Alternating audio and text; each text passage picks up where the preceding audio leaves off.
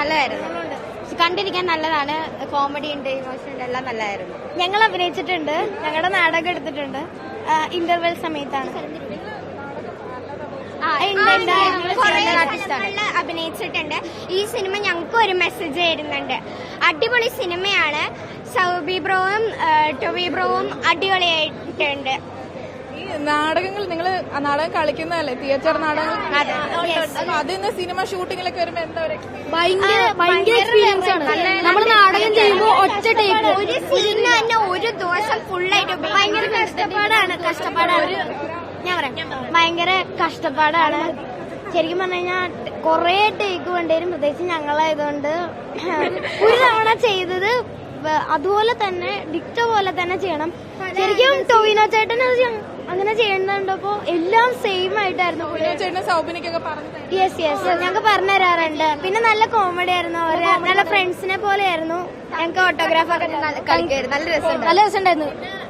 ആ ഒരു ഒരേ സീൻ തന്നെ പല തവണ എടുത്തെങ്കിലും എല്ലാവരും ഒരേതുപോലെയായിരുന്നു ആക്ട് ചെയ്തത്. പിന്നെ നമ്മൾ ഒരു തവണ വെച്ച മൂവ്മെന്റ് അതുപോലെ തന്നെ ചെയ്യാൻ ഒരു പുതിയ അനുഭവമായിരുന്നു അത് ചെയ്തത്. അത് ഞങ്ങളുടെ ടീമുണ്ട്, ഡ്രാമയുടെ ടീം, ലോകധർമ്മി മഴവില്ല കുട്ടികളുടെ വിഭാഗം. അതിൽ ഞങ്ങൾ ക്യാമ്പിനൊക്കെ പോയതായിരുന്നു. അപ്പൊ ഞങ്ങള് ഈ നാടകത്തിലേക്ക് വന്നു. അപ്പൊ കുറെ പ്രാവശ്യം അഭിനയിച്ചിട്ട് ചന്ദ്രദാസൻ സാറാണ് ഞങ്ങളുടെ ഡയറക്ടർ ഈ ഇതിന്റെ. സാറോടുണ്ട്. പിന്നെ രമ മാം അതിന്റെ ഞങ്ങളുടെ കോസ്റ്റ്യൂം ഒക്കെ ഡിസൈൻ. മാം ഞങ്ങള് ആക്ച്വലി ആ ഒരു ഞങ്ങൾക്ക് ആകെ പറയാനുള്ളത് ജീൻപോൾ സാറിനൊക്കെ നന്ദിയുണ്ട്. ഇങ്ങനത്തെ ഒരു നല്ലൊരു പ്ലാറ്റ്ഫോമാണ് നാടകത്തിന്റെ സിനിമയിലേക്ക് ഞങ്ങള് ഓൾമോസ്റ്റ് 1.5 വർഷം 2 വർഷമായിട്ട് ചെയ്യുന്നതാണ്. കുട്ടികളെ പോരാട്ടം ചെയ്തിട്ടുള്ളതാണ്. അപ്പൊ ജീൻപോൾ സാറിന്റെ പല 5-6 ആണെന്ന് പറയുന്നു. അയ്യോ വലിയ പാടാ. ഇന്ന് കണ്ട നാളെ കാണൂല, നാളെ കണ്ട മറ്റന്നാ കാണൂല.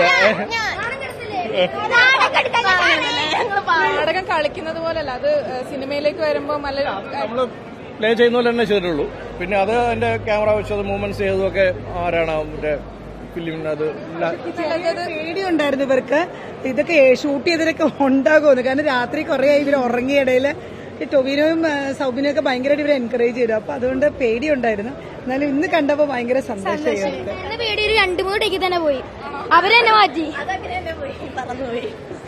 അടുത്ത പ്ലാൻ എന്തായാലും കണ്ടിന്യൂ ചെയ്യും. സിനിമ ചാൻസ് ഡെവലപ്പ് ചെയ്യും. നമ്മള് ഗ്രോത്തിനെ സപ്പോർട്ട് ചെയ്ത് നമ്മൾ ഡെവലപ്പ് ചെയ്യും. നമ്മളാണ്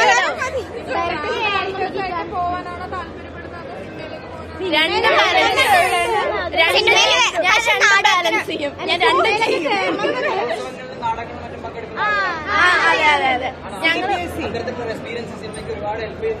ഇല്ല അങ്ങനത്തെ ഒരു പ്രശ്നമുണ്ട്. അത് തെറ്റാണ്. നമ്മൾ ഈ മത്സരത്തിന് നാടകത്തിന് പെടുന്ന ടീമല്ല, അങ്ങനെയല്ല. നമ്മളൊരു ചിൽഡ്രൻസ് തിയേറ്റർ ഗ്രൂപ്പ് ഉണ്ട്.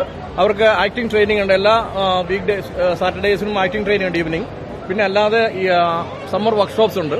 നമ്മൾ പെർഫോമൻസ് ചെയ്യും. അപ്പോൾ ഈ പ്ലേ നമ്മുടെ പ്ലേയുടെ ഒരു ബിറ്റാണ് നിങ്ങൾ ആ പ്ലേ ഫിലിമിനുള്ളത്. അത് ഫെസ്റ്റിവൽസിലും അതുപോലെ വെന്യൂസിലും പോയി പെർഫോം ചെയ്യുന്നതാണ്. അല്ലാതെ ഈ മത്സരത്തിന് പോയി ആ ഒരു ടെക്കി അല്ല, അത് ആവശ്യമില്ലാതെ ഒരു മനോഭാവം കുട്ടികളുടെ ഇടയിൽ ഉണ്ടാക്കുന്ന ഒരു സാധനമാണ്. അതുകൊണ്ട് നമ്മളതിനെ പ്രൊമോട്ട് ചെയ്യുന്നില്ല. ഇതിനകത്ത് കുട്ടികൾക്ക് ഏതെങ്കിലും സ്കൂളിൽ പഠിക്കുന്ന പിള്ളേർക്ക് അവരുടെ സ്കൂളിൽ നിന്ന് പോകണേ പോകാം. പക്ഷെ നമ്മൾ അതിനകത്ത് എന്തില്ല, നേരത്തെ ഇൻവോൾവ് അല്ല. ശരിക്കും അതെ, നമ്മൾ കളിച്ച ബോട്ട് ബോയ് എന്നൊരു പ്ലേ ഉണ്ട്. ആ ബോട്ട് ബോയ് എന്നുള്ള പ്ലേയുടെ ഒരു ക്ലൈമാക്സ് സീനാണ് അങ്ങനെയാണ് ഷൂട്ട് ചെയ്തിരിക്കുന്നത്.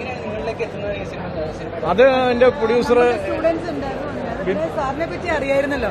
ചന്ദ്രാസ് സാർ കേരളത്തിലെ നാടകത്തില് അറിയപ്പെടുന്ന ഒരാളാണല്ലോ. അപ്പൊ അങ്ങനെ അനൂപ് ജീനും ഡയറക്ടർ അറിഞ്ഞിട്ട് വന്ന. പിന്നെ ഈ ഞങ്ങളുടെ ഈ നാടകം സ്വാതന്ത്ര്യദിനത്തിനായിട്ട് കണക്ട് ചെയ്തിട്ടുണ്ടാണ്. ഒരു ഹിസ്റ്ററിയുടെ പ്ലേ ആണ്. അപ്പൊ സാറിന്റെ ഈ ഡ്രാമ ഭയങ്കര വിഷ്വൽ ട്രീറ്റ് ആയിരുന്നു, നല്ലൊരു മെസ്സേജ് ആയിരുന്നു. അറിഞ്ഞിട്ട് വന്നതാണ്.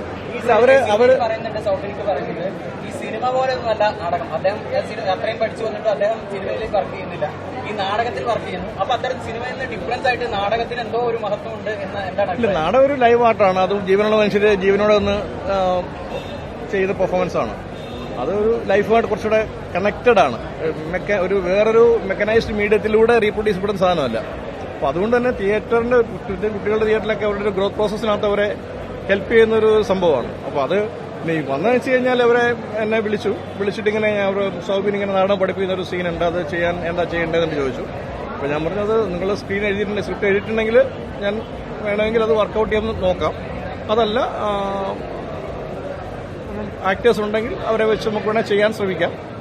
അപ്പോൾ വെച്ചു അങ്ങനെ അല്ലെങ്കിൽ ഞാൻ പറഞ്ഞു അല്ലെങ്കിൽ പിന്നെ ഞങ്ങൾ ചെയ്ത പെർഫോമൻസ് ഉണ്ട്, ആ പെർഫോമൻസ് ഉണ്ട്, കുട്ടികളുണ്ട്, അത് നിങ്ങൾക്ക് പറ്റുമെങ്കിൽ അത് പറഞ്ഞപ്പോൾ അതിൻ്റെ ഒരു വീഡിയോ ലിങ്ക് അയച്ചു കൊടുത്തു. അപ്പോൾ അത് കണ്ടിട്ട് അവർ പറഞ്ഞു ഇത് മതി എന്ന് പറഞ്ഞ് അവർ സ്ക്രിപ്റ്റ് മാറ്റി. ശരിക്കും പറഞ്ഞാൽ നെപ്പോളിയന്റെ ഒരു സീൻ ലാസ്റ്റ് കാണിക്കുന്നില്ലേ, അങ്ങനത്തെ സീനാണ് ആദ്യ സ്ക്രിപ്റ്റിൽ അവർ എഴുതിയിരുന്നതെന്ന് തോന്നുന്നു, എനിക്ക് കൃത്യം അറിയില്ല. പക്ഷേ ഇത് കണ്ടപ്പോൾ ഇത് മതി എന്ന് പറഞ്ഞ അവനെ ഈ സീൻ അങ്ങനെ തന്നെ. അപ്പോൾ അതുകൊണ്ട് പ്രത്യേകിച്ച് റിഹേഴ്സൽസിന്റെ ഒന്നും പ്രശ്നമില്ല. നമ്മൾ സിനിമയ്ക്ക് വേണ്ടി